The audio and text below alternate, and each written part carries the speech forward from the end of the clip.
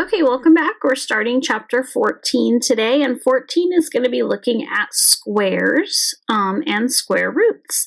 And so a square root is where we take a number and that could be a perfect square or could not. Today we're going to focus on perfect squares, and we find out what were the two factors that were multiplied together. But when we're talking about squares, they're identical factors. So what number was squared, multiplied by itself, to get our value? So that's what a square root is. So we're going to talk a lot about perfect squares, and you're probably familiar with perfect squares, or if you haven't heard that word before, it just means a number multiplied by itself. The product, the value we get, when we do that, is called a perfect square. So this chart is just the first 10 perfect squares, but perfect squares go on forever. We could do 11 squared, 12 squared, 13 squared. There's an infinite number of perfect squares, but 1 squared is 1, so 1 is a perfect square. 2 squared is 4, so 4 is a perfect squared. 3 squared is 9, so 9 is a perfect square, and so on.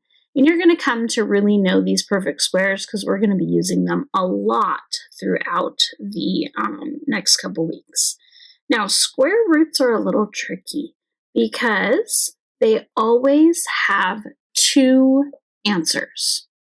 And for those of us that might not be familiar, let me show you the square root symbol is this symbol. So what do I mean by a square root always has two answers? If I were to take the square root of 16, what I would be thinking is, okay, what number multiplied by itself is 16? And I'm sure most of you are thinking, oh, well, that's really easy, right? 4 times 4 is 16.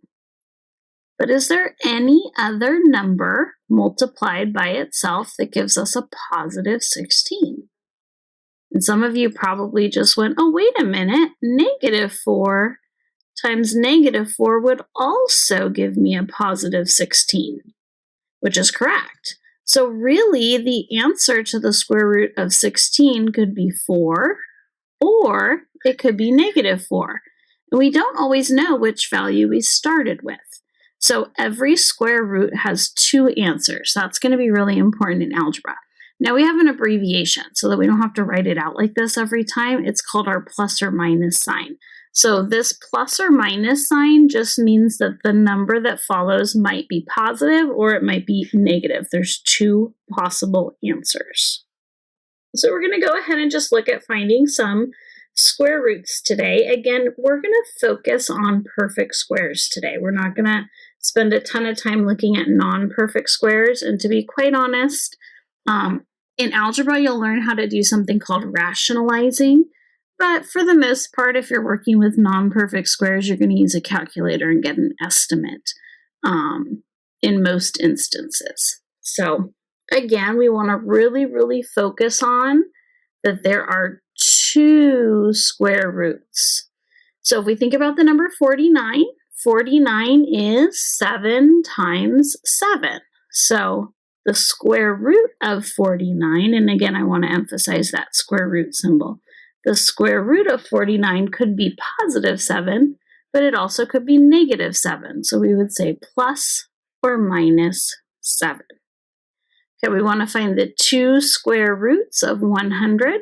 So we think, okay, 10 times 10 is 100, or negative 10 times negative 10. So we would have plus or minus 10.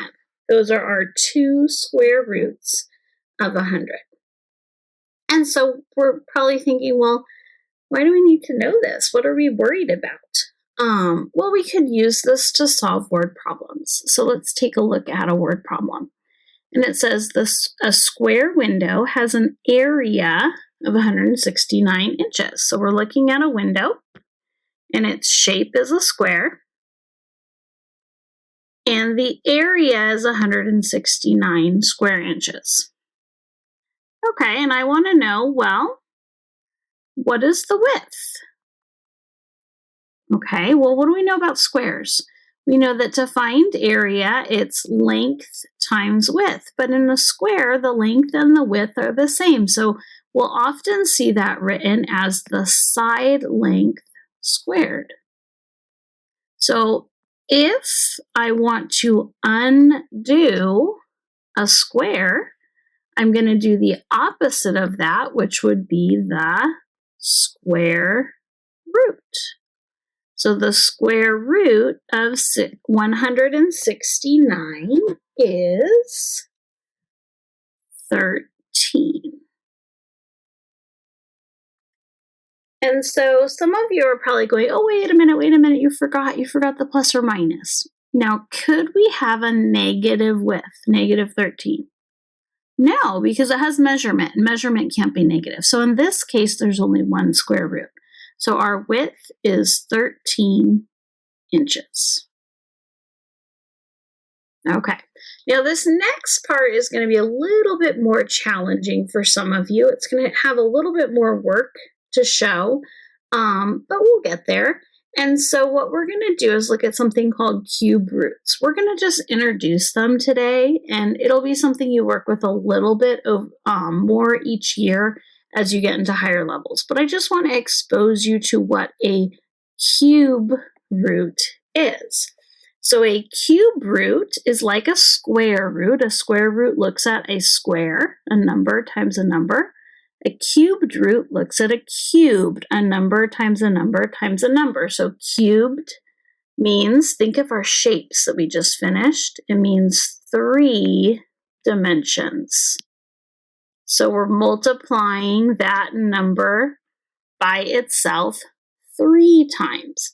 Now the symbol for cube root is very similar to the symbol for square root. It is a square root sign with that little 3 above it. And as you get into higher levels, you'll learn that we have 4th roots and 5th roots and all kinds of stuff, which can get really cool. So we're just going to kind of expose. I'm not going to test you on cubic roots, but I do want to just introduce you to them so that you are at least familiar with what a cubic root is. So that's when the value is multiplied by itself 3 times. Okay? And so let's look at our perfect cubes. So we could make a list of perfect cubes just like we do with perfect squares. And then finding our cubed roots is kind of the same idea.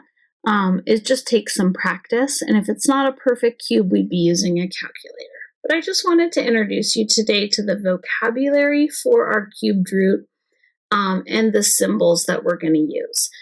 This one has a little bit more vocabulary on it. Again, you're not going to be tested on this, but just for exposure, our radical sign, our radicand, and our index.